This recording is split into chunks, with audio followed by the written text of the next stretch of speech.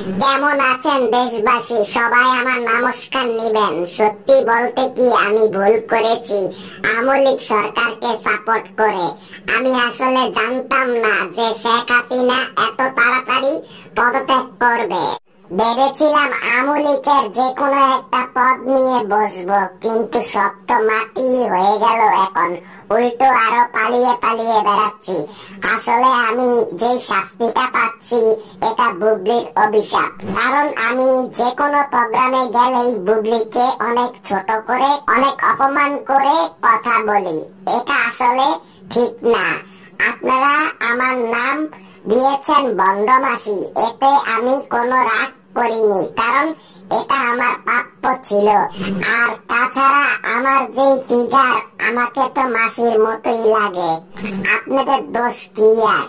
তবে সবচেয়ে বড় কথা হলো আমি পালিয়ে পালিয়ে বেড়াচ্ছি।